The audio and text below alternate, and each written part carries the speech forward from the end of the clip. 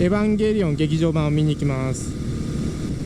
冒頭12分の映像を見た限りではちょっと面白そうなんですが、やっぱり毎回のパターンとして9の時もそうやったんやけど、最初の方が山場持ってきて、でその後中だるみが1時間以上続いて、でまたラストにちょっとだけバトルシーンあるみたいな感じ。そのパターンやったらどうしようかなと思って、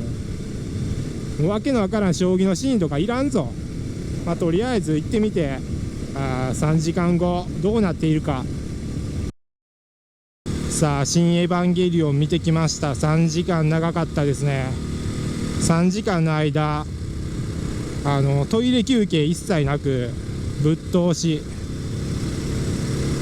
あれは一体何だったのか。そんな感じの映画でした。旧劇場版と新劇場版となんかつなぎ合わせたような内容。これネタバレになるから言わない方がいいのか。いや、なんか感想言う場合ってもうネタバレ言わないと無理か。ネタバレしないと無理かな。とりあえずオープニング終わってからね、オープニングっていうかなんていうの、今公開されてる12分の冒頭の映像が終わってからがいきなり感動シーンが盛り込まれてて、あれって昔エヴァンゲリオン見てた人、旧劇場版ぐらいまで見てた人向けのあれやな、感動シーンというかね、とあるキャラが出てくるんですが、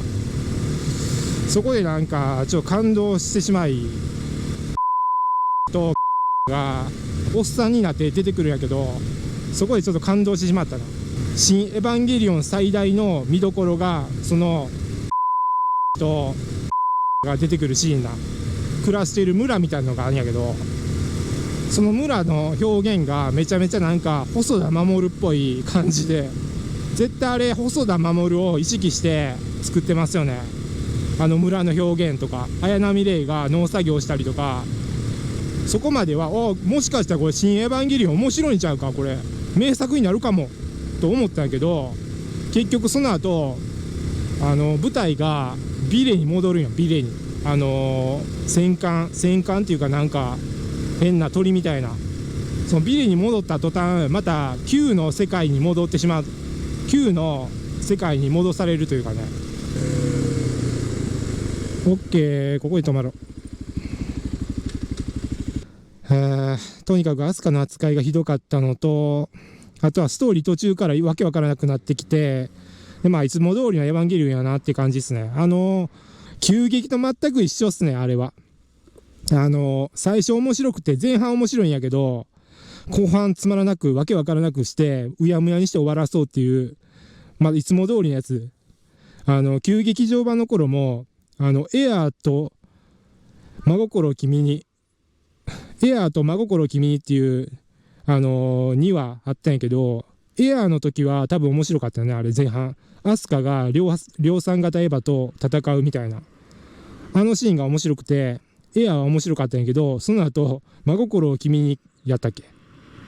エアー真心を君に、そうやな、真心を君にっていう方がわけわからなくなって、綾波レイが巨大化してみんな破裂して終わったっていうね、真心を君にのまだ再来ですよ、あれは。でなんか最後の方が退場してからっていうキャラがめっちゃなんか目立って、で最終的にっていうキャラが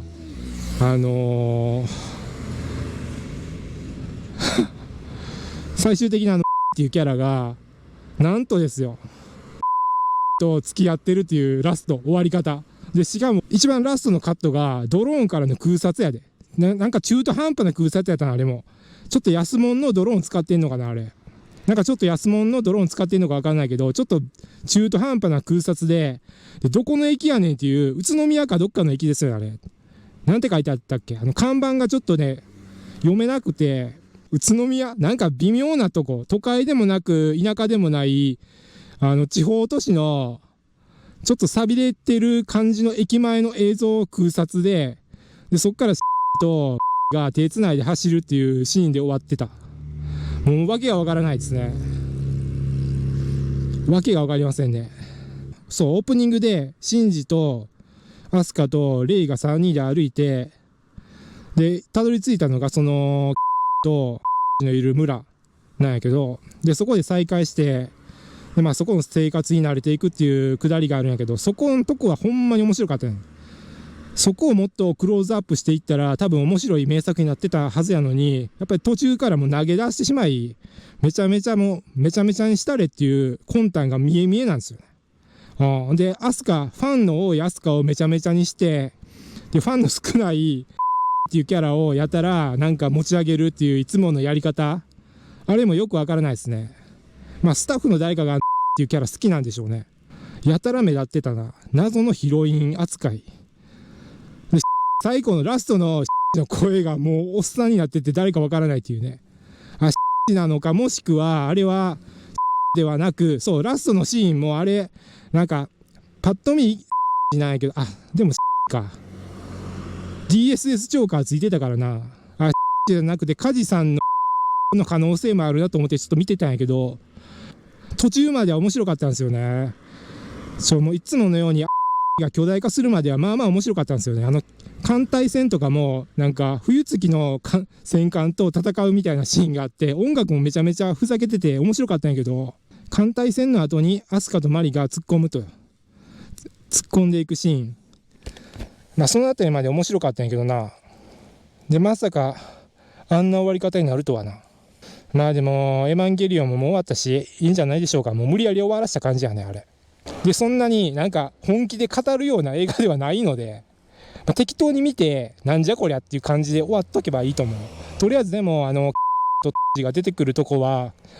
ちょっと涙が出てきましたね。感動して。もっとあそこ掘り下げるよな。あとはやっぱりの陰キャ少年時代のやつ、ウォークマンは外界との接触を断つために使ってたとこ、とうとう激白したとこね。みんなそんな知ってるっちゅうねん。大体ウォークマンとか電車の中で聞いてるやつは外界との接触を断ちたいからやってるわけで、エアポッツとかね、最近は。そういう意味ではなんか、最近には珍しい陰キャ向けの映画でしたね。まあいいと思うんやけどね、それも。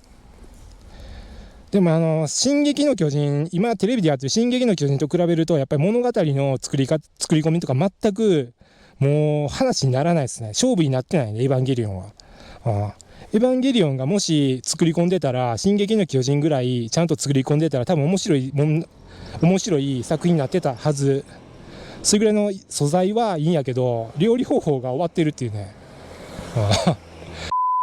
サイボーグみたいになってるし、脳みそ吹き飛んでも死なないし、